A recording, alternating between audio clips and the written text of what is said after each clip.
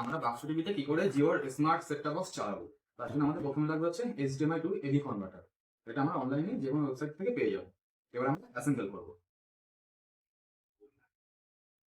Set top বক্সের পেছনে HDMI input কনভার্টারে HDMI তে দিয়ে দেবো। এবার এখানে রয়েছে আমাদের পাওয়ার কর্ড, এটা আমরা দিতে পারি নাও দিতে পারি, এটা ইগনোর করেও যেতে পারে।